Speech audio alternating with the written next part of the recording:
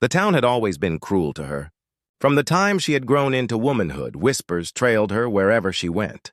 Other girls blossomed into brides quickly, chosen for their beauty, their charm, or the promise of healthy children. But she had watched suitors come and go, each one turning away after hearing the same ugly rumor that spread like a fire through dry grass.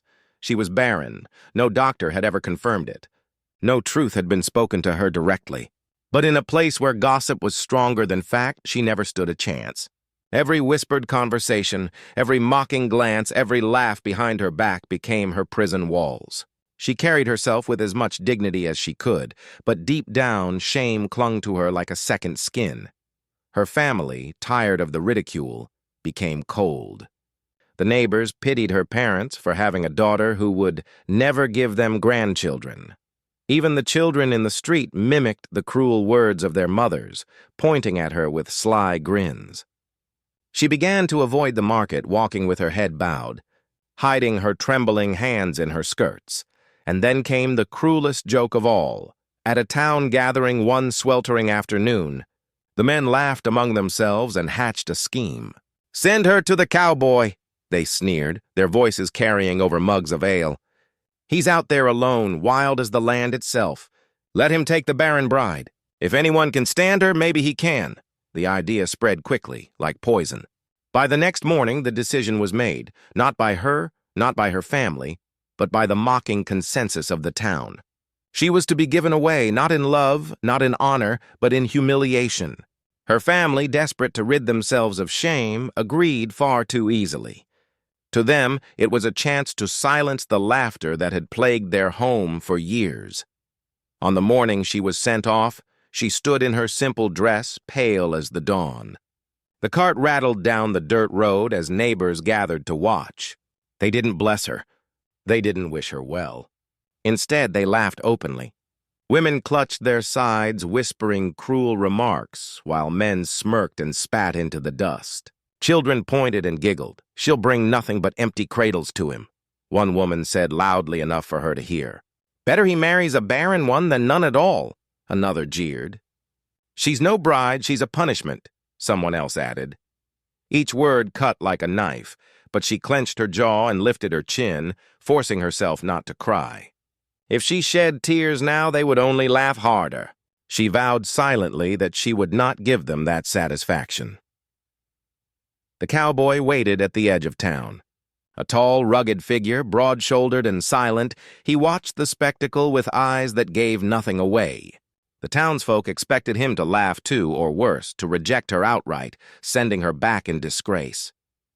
She braced herself for it, heart pounding, shame threatening to suffocate her, but as the cart stopped before him, he did not laugh. He did not jeer. He stepped forward with calm authority, his gaze steady and unreadable. Without hesitation, he offered her his hand to help her down. She froze, startled by the quiet dignity of the gesture. His touch was firm but respectful, not mocking. In that single moment, a seed of hope stirred faintly in her heart, though she dared not admit it even to herself. While the crowd roared with laughter, she wondered, had fate in its cruelty also handed her an unexpected chance? The cowboy's reputation preceded him. He was known across the valley as a man of few words, a man who lived by the rhythm of the land rather than the chatter of town. Some called him cold, others called him hard, but no one could deny his strength. He owned one of the largest spreads in the region, yet he kept to himself, riding into town only when absolutely necessary, and even then, speaking little. When word spread that he was to be given a bride, the town erupted in laughter. They expected him to refuse her outright. Surely, a man with wealth, cattle, and land would never lower himself to take a barren woman, especially one offered as a joke. The men gathered in the saloon, betting on how long it would take before he sent her back. The women whispered gleefully at market stalls, certain the cowboy's pride would not allow such humiliation. But the cowboy was not like other men. He listened to none of it. He never had. While others measured a person by gossip or reputation, he measured by the weight of their eyes, the steadiness of their voice, and the truth that lingered beneath silence. When the cart rattled up to him and she stepped down, He saw the stiffness in her shoulders, the way her fingers clenched the fabric of her dress, the defiance that kept her chin lifted while shame clouded her eyes. He recognized that look. It was the look of someone who had been beaten down too many times but refused to break. Without a word, he extended his hand to her. The crowd behind them cackled louder, expecting some scene. But when she hesitated, caught off guard by the simple dignity of the gesture, he did not waver. His voice, low and steady, carried over the laughter. "Come on, ma'am. Let's get you home." Those few words silenced some of the jeers, though the boldest still shouted insults after them. She placed her trembling hand in his, surprised at the strength, yet gentleness of his grip. He helped her onto his horse, lifting her as though she weighed nothing at all. For the first time in years, she did not feel like a burden, at least not in his presence. The ride away from town was long and quiet. Dust rose from the hooves, and the mocking voices faded into memory. She dared not speak, uncertain of what this man truly thought of her. Would he discard her once they reached his ranch? Would he treat her as others had, with pity or disdain? She prepared herself for the worst. But the cowboy remained steady.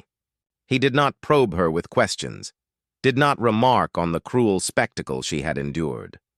Instead, his silence was heavy, almost protective, like a shield between her and the world she had left behind. At one point he glanced at her, his eyes calm but unreadable, and offered his canteen. She took it with both hands, whispering a timid, "Thank you." That was all. No demands, no judgments. Just a man and a woman riding into the wide, open land. When they finally reached his ranch, a sprawling expanse of golden fields, sturdy fences, and a modest but well-kept house, he dismounted first and helped her down. Then, in that same quiet, unhurried manner, he told her, "This place is yours now, same as mine. You don't owe me explanations. Just live here honest. That's all I ask." The simplicity of his words shook her more than cruelty ever had. He did not see her as a joke nor as a burden. He had accepted her without question, without condition. For the first time in her life, someone had looked past the label stamped upon her and offered her a place, not as charity, not as punishment, but as a partner in the quiet rhythm of his world. And though she said nothing, her heart whispered the truth. The Barren bride had not been rejected. She had been accepted, silently and completely, by the cowboy who owed her nothing but offered her everything. The ranch was unlike anything she had ever known. Back in town, life was confined to narrow streets, crowded markets, and houses pressed close together where every whispered insult seemed to echo endlessly. Here, on the cowboy's land, there was only space, vast and stretching, the horizon endless and open. Yet, though the air was freer, she could not shake the weight pressing on her chest. The house itself stood sturdy against the plains, built of weathered timber, its porch shaded by a slanted roof. Behind it stretched corrals, barns, and endless pasture dotted with cattle. To the cowboy, this place was home. To her, it was alien. Too wide, too quiet, too unfamiliar. Inside, the rooms smelled faintly of leather, dust, and wood smoke. It wasn't unwelcoming, but it was practical, stripped of softness. She touched the rough-hewn table, the iron stove, the neatly stacked shelves. Everything spoke of order and strength, but nothing of warmth, and she wondered for the first time if she had been foolish to accept this fate. The cowboy gave her space. He did not demand conversation or explanations. He showed her the kitchen, the well, and the small bedroom that was now hers. "You can settle here as you see fit," he said simply, before heading outside to tend the cattle. His voice carried no judgment, only a quiet expectation that she would find her place. But it wasn't only his presence she had to reckon with. Others lived and worked on the ranch hands who tended the herds, a cook who came by to prepare meals, and stable boys who lingered around the corrals. They eyed her curiously, whispering when they thought she couldn't hear. Some smirked, recognizing her from town. To them, she was not just a newcomer. She was the Barren bride, the woman who had been sent as a joke. Their stares pierced her resolve. At supper, when the cowboy sat at the head of the table, she sat quietly, picking at her food, while the others stole glances at her. The laughter she had left behind in town seemed to echo here in the silence. Though no one dared insult her openly in front of the cowboy, she felt the weight of their unspoken words pressing down on her. She tried to busy herself with chores, sweeping, mending clothes, fetching water, but each task felt clumsy in her hands. She had been raised for drawing rooms and sewing circles, not ranch work. The roughness of the place scraped at her pride. More than once, she burned bread in the oven or spilled a pail of milk, her cheeks flushing hot as the hired hands looked on. At night, alone in her room, she lay awake listening to the coyotes cry in the distance. Fear crept in. Fear that she would never belong here, that even the cowboy's quiet acceptance would not be enough to erase her failures. She thought of the mocking townsfolk and imagined their laughter if she returned, rejected once more. That thought alone kept her rooted, determined to endure. Yet not all was hopeless. Small moments flickered like sparks in the darkness. When she stumbled, carrying a basket of firewood, the cowboy appeared silently at her side, taking the weight without a word. When her bread finally came out golden and warm, one of the ranch boys muttered almost grudgingly, "Not bad." And when she dared look up at the cowboy during supper, she found his gaze steady and calm as though he saw her effort. Not her mistakes. It was not belonging, not yet. But it was the beginning of something. A fragile thread, invisible to others, binding her to this strange place, and the man who had given her more respect in silence than she had ever received in words. She was still an outsider, a stranger in a home that was not yet hers. But she clung to the faintest whisper of hope, that perhaps with time she could make this place more than just a shelter. Perhaps she could make it a life. The ranch was beginning to feel less like a cage and more like a refuge, yet her heart refused to trust it fully. She carried her past like a shadow that clung to her no matter how far she tried to run. Every chore completed, every meal shared, every smile exchanged with the cowboy only reminded her of a truth she could not shake. She was still the Barren bride. It haunted her in quiet moments. While sweeping the wooden floors, she would hear again the jeering voices from town. When she bent to draw water from the well, she imagined the pitying looks of women who whispered that her womb was empty. Even in the evenings, when the cowboy sat across the table with calm eyes and steady silence, she felt the old fear crawling back, fear that one day he, too, would realize what she was and cast her aside. She had been marked by that cruel word, barren. It had taken root in her like a thorn, piercing every hope before it could bloom. Each proposal she had once received, each fleeting smile of interest from a man in town had been crushed when the rumor followed her. Over the years, she had stopped dreaming of love, of children, of belonging. It was easier to accept the loneliness than to hope for what she believed she could never give. Now, living under the cowboy's roof, she found herself caught between longing and dread. His kindness disarmed her. He did not mock her, nor press her for intimacy, nor look at her with disappointment.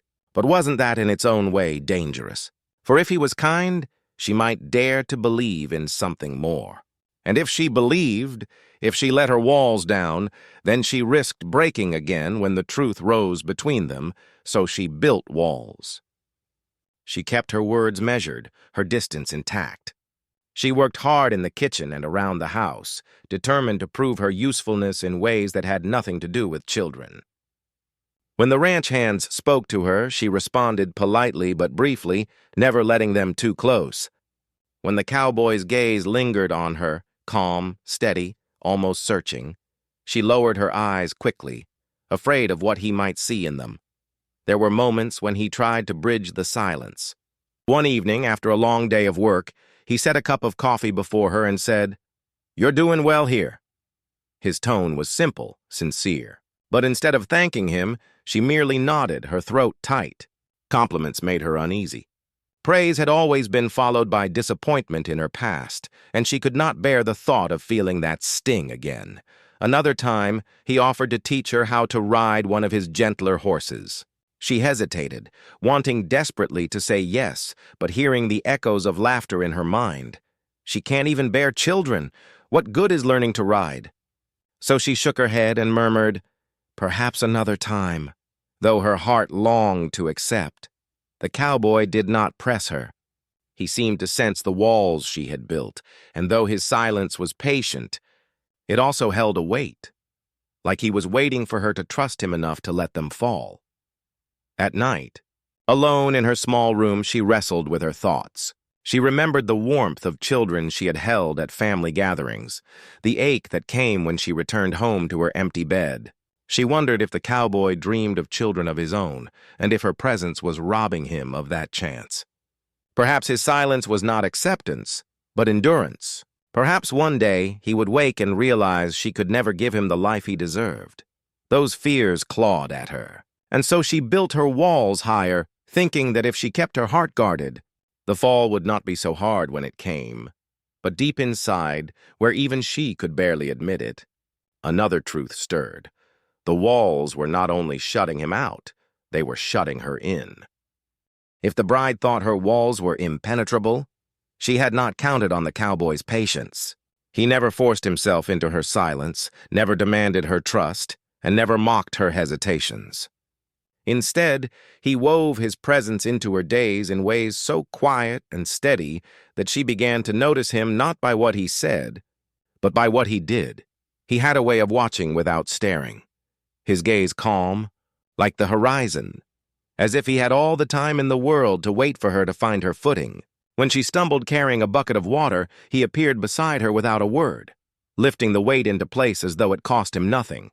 When she cut her hand peeling potatoes, he wrapped it gently in cloth, his large hands surprisingly careful with the task. He never scolded her for mistakes, never sighed in irritation. His silence was not indifference, it was steadiness. Over time, these small acts began to pierce the fortress of doubt she had built around herself.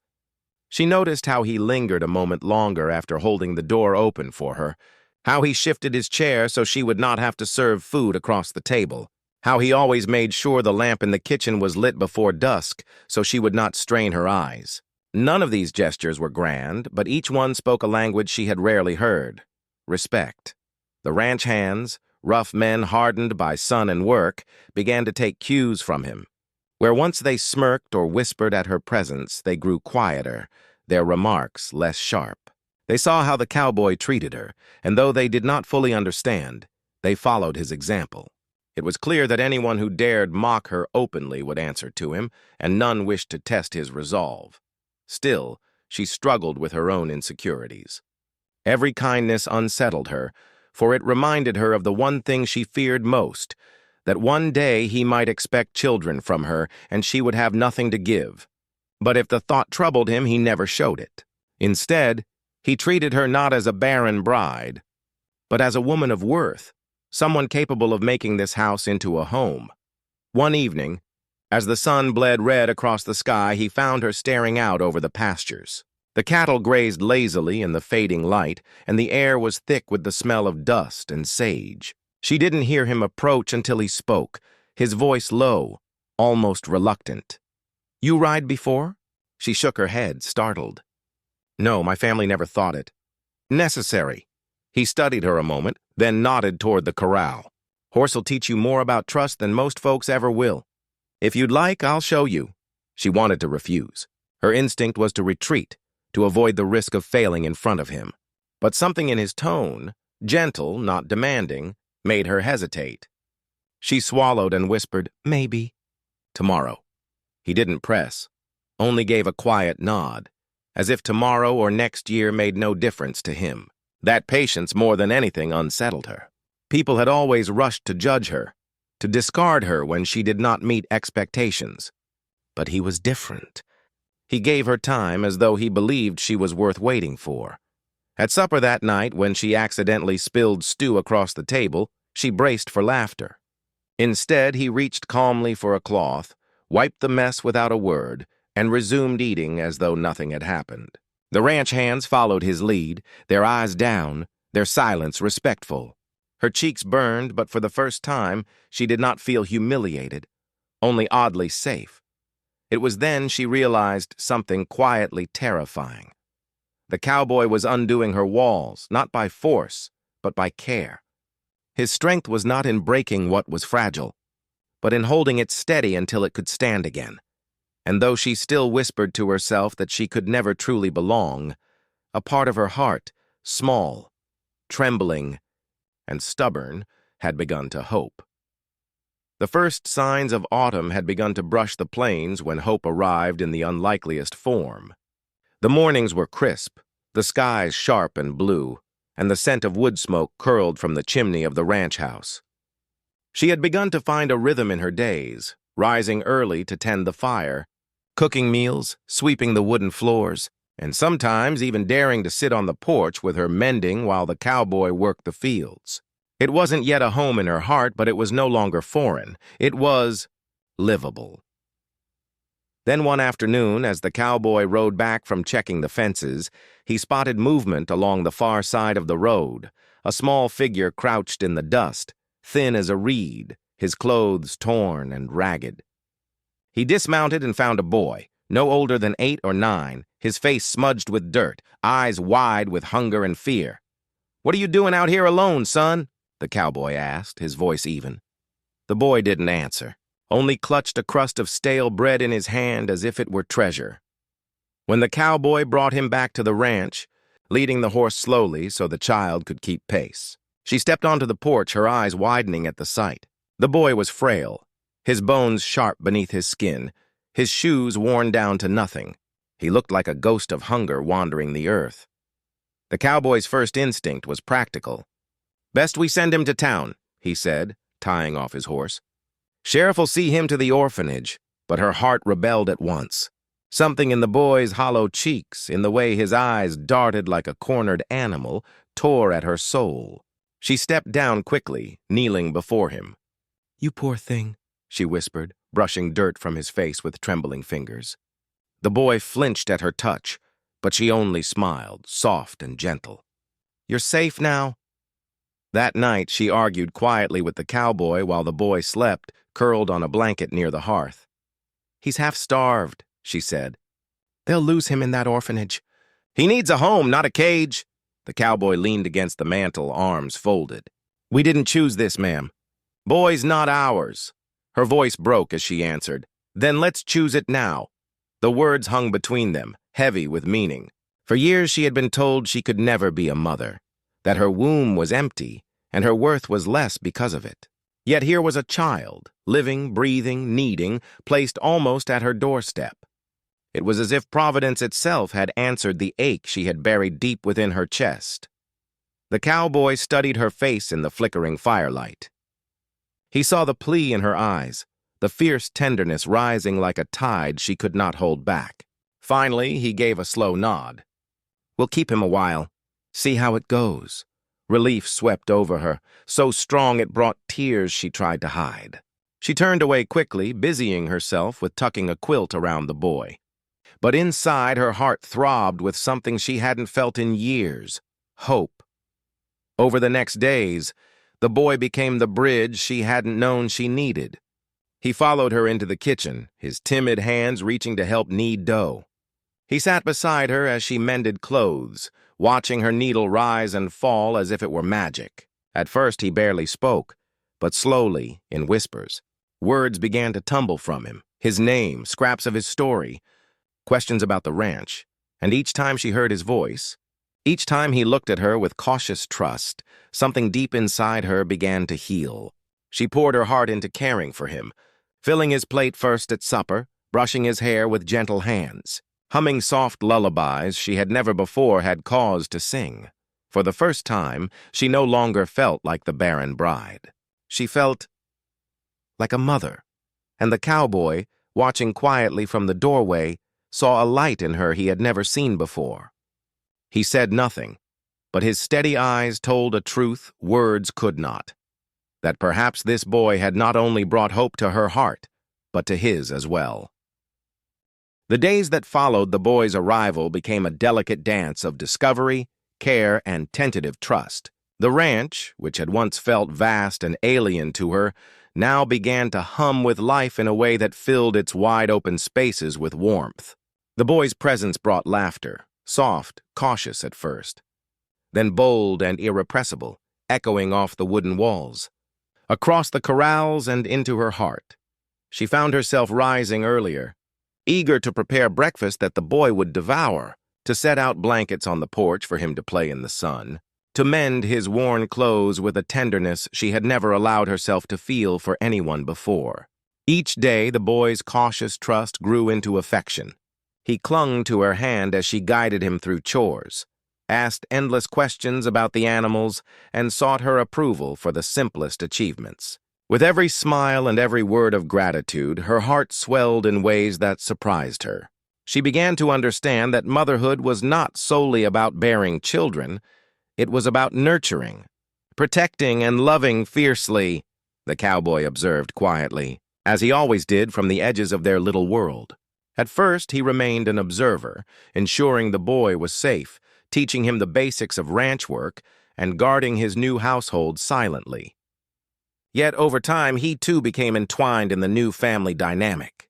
The boy looked to him for guidance, imitating his movements while tending the livestock, asking questions about the land, and slowly allowing his laughter to intermingle with the cowboy's rare, warm chuckle. It was a subtle but powerful transformation. The woman who had arrived on his doorstep, haunted by shame and branded barren, found herself at the center of this newfound life. The responsibilities she once feared became sources of pride. The daily routines, feeding the chickens, preparing meals, mending clothes, cleaning the floors, now carried a sense of purpose that transcended mere survival.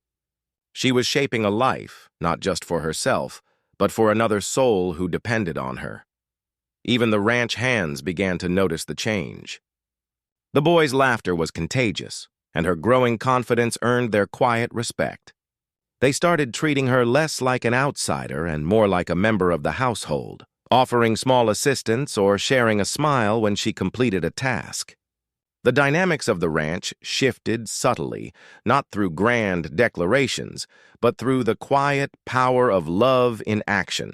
The cowboy, too, softened in ways he never allowed himself to acknowledge aloud. He began seeking her opinion on matters large and small, how to divide chores, how to care for an injured calf, which areas of pasture needed repair. He noticed her ingenuity, her determination, and her patience with the boy, and with each passing day, the respect he held for her deepened into something more. Though he never voiced it, his protective instincts sharpened, and his gestures, once quiet and functional, began to carry a warmth that she felt even when he wasn't looking. One evening, as the sun dipped below the horizon, painting the sky in streaks of orange and gold, she watched the cowboy and the boy working side by side in the corral. The boy laughed as the cowboy corrected his stance with gentle authority, and the cowboy's eyes crinkled with quiet amusement. She felt a pang of something tender and unnameable, a realization that this was more than just a temporary arrangement. They had become a unit, bound not by blood, but by shared life, trust, and love. And in the quiet of her own heart, she allowed herself to hope. She was no longer the barren bride sent as a cruel joke. She was a mother in every meaningful sense of the word. She was loved, respected, and needed not just by the boy, but by the man who had accepted her without question, and who had given her the chance to create a family where she had once believed none could exist. For the first time in her life, she felt whole, and the ranch, once foreign, cold, and wide, now felt like home. Life on the ranch had begun to settle into a rhythm of warmth, care, and growing affection, but the tranquility was not meant to last unchallenged. Rumors from the town traveled like a relentless wind, carrying judgment and suspicion.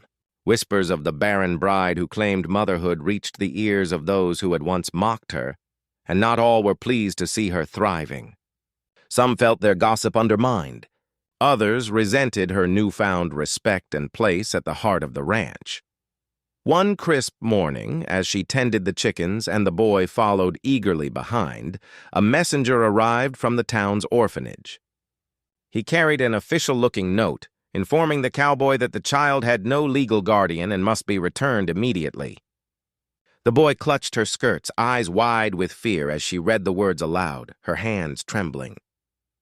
The ranch, once a sanctuary, now felt vulnerable. The townsfolk had also begun appearing, claiming they had a right to intervene. A small group gathered at the edge of the property, murmuring indignantly about her place in the cowboy's life and the boy's welfare. They whispered cruelly about her past, questioning whether she was capable of nurturing a child and mocking the idea that she could be anything other than the barren bride they had once ridiculed. She felt the familiar ache of shame and fear clawing at her chest. Memories of whispered laughter, mocking glances, and cruel jokes surged back, threatening to undo all she had fought to build. She wanted to hide, to retreat into herself, to believe that the townsfolk were right and she had no claim to happiness or family. But then she looked down at the boy, clutching her hand tightly, trusting her to protect him. Her resolve ignited. The cowboy, usually quiet, stood firm beside her. His presence was a shield as much as it was a reassurance. When one of the townsfolk stepped forward, he spoke clearly and with authority. "This boy stays where he is. He has a home here, and anyone who challenges that will answer to me." There was no aggression in his tone, only the unshakable certainty of a man defending what mattered most. She felt something stirred deep inside her, a courage born of love. For the first time, she did not wait for others to define her worth. She stepped forward beside the cowboy, holding the boy closer, and declared, her voice steady despite its tremor, "He belongs here, and so do I. We are a family. Nothing you say can change that." The confrontation was tense, but the townsfolk, unprepared for such unity and strength, retreated with muttered threats. Their laughter and whispers faded into the distance, powerless against the bond she now shared with the boy and the cowboy. That evening, as they gathered around the fire, she watched the boy sleep peacefully in her arms, his small chest rising and falling with a steady rhythm. The cowboy stood nearby, checking the fence one last time before settling into his chair beside the hearth. She realized that trials would come again, as they always do in life.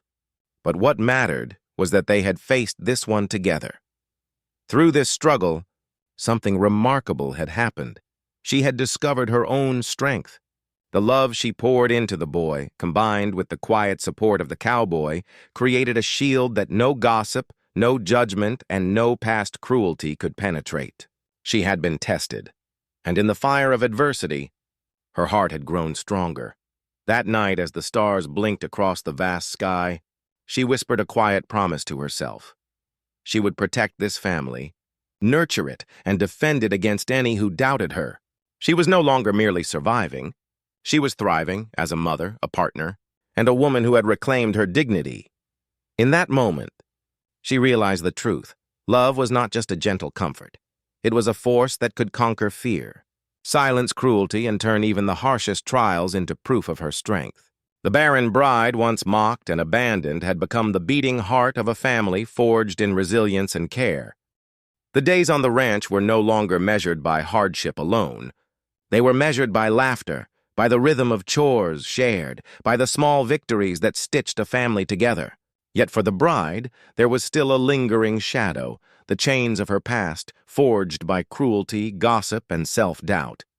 She had faced the ridicule of townsfolk, the whispered condemnations of her family, and the haunting label of barren. Yet those chains had clung tightly, threatening to bind her spirit still. But life has a way of breaking even the strongest bonds, and love, when steady and true, wields a subtle, irresistible force. She began to notice it in herself first, the way she laughed more freely with the boy, the way she took pride in his small accomplishments, the way her hands moved confidently across the kitchen, the barn, and the fields. Tasks that once felt like burdens now brought purpose, and with that purpose came freedom, a release from the suffocating expectations she had internalized for so long.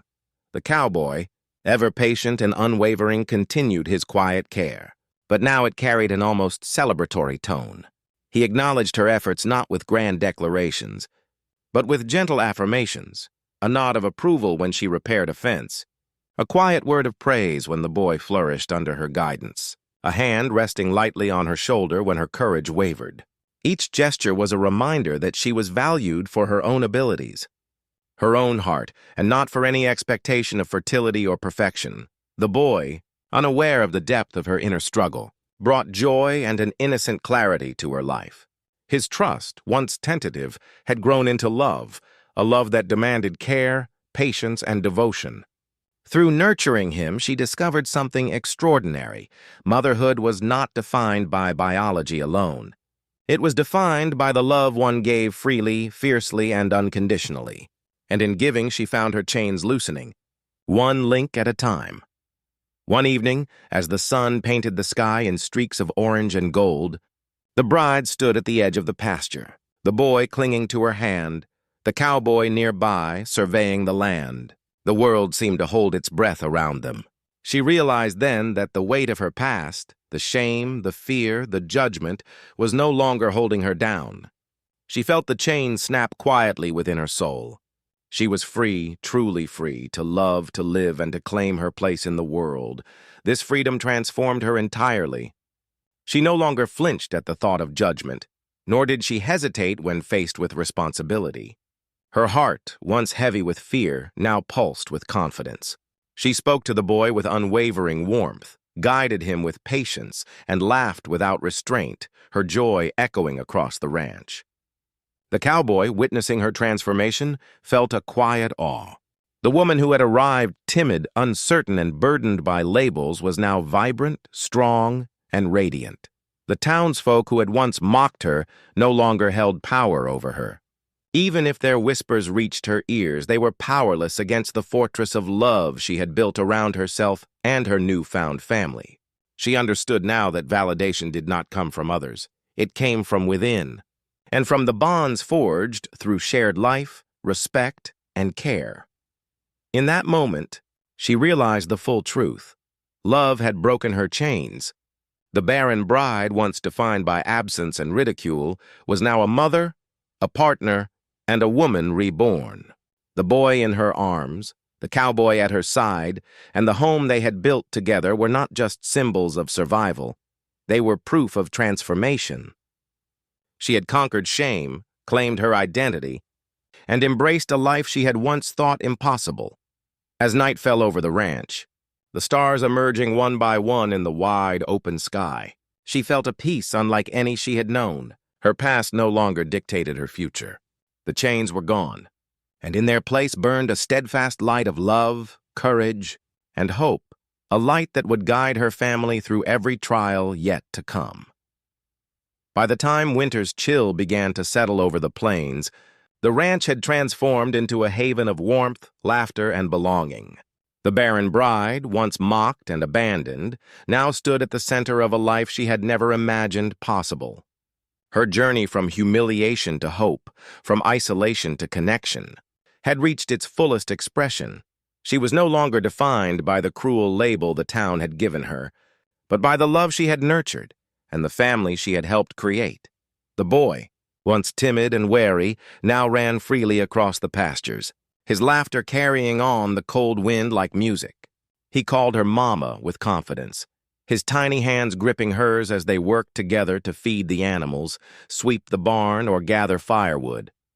Each time she felt his trust, each time he sought her guidance and protection, she was reminded of the power she held not just as a caregiver, but as a mother who had claimed her place in life despite the odds.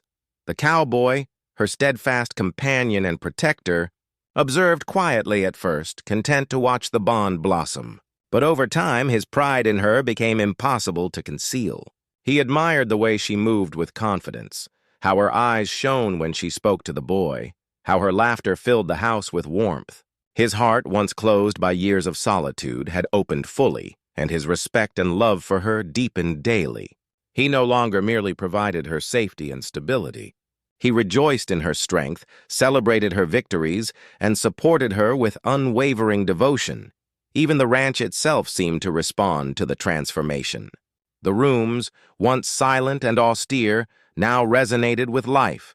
The sound of the boys' laughter, the warmth of shared meals, the quiet comfort of evenings spent together by the hearth. The wide-open fields, once intimidating in their expanse, became a playground, a classroom, and a sanctuary for a family learning to thrive together. Every corner of the ranch echoed the proof that love had not only survived hardship, it had flourished. Word of her transformation eventually reached the town. Those who had mocked her in the past approached with cautious curiosity, unsure of how to address the woman they had once scorned. But she no longer sought their approval, and their whispers carried no weight. She walked with her head held high, her family beside her, radiating confidence, pride, and unshakable dignity. The Barren bride had become a mother, a wife, and the heart of a home built on love, respect, and shared devotion. The trials she had endured, the ridicule, the fear, the sense of inadequacy, had shaped her but not defined her. They had given her the resilience to fight for what mattered, the courage to embrace responsibility, and the humility to accept support and love when it was offered. The chains of shame had been broken, replaced by bonds stronger than any judgment, trust, loyalty, and unconditional care. One evening, as the sun dipped below the horizon and painted the sky in hues of rose and gold, the three of them, she, the cowboy, and the boy, stood together on the porch. The world beyond the ranch was cold and indifferent, but within their circle, warmth and belonging reigned. The cowboy's hand rested lightly on her shoulder. The boy's tiny fingers intertwined with hers, and she felt an overwhelming sense of triumph. Love, she realized, was not always loud or dramatic. Sometimes it was quiet and steady, building slowly through patience, care, and devotion. And in that quiet strength it conquered every fear, every prejudice, every shadow of doubt. She had been sent to the cowboy as a cruel joke, meant to humiliate her. Instead, love had transformed her, given her purpose, and created a family where none had seemed possible. As the stars emerged in the vast, open sky above the ranch, she allowed herself to savor the moment fully. She had endured cruelty, embraced hope, and nurtured life. She was a mother. She was loved. She had triumphed. And in that triumph, she knew that nothing, not ridicule, not fear, not the past, could ever take this family, this home, or this love from her.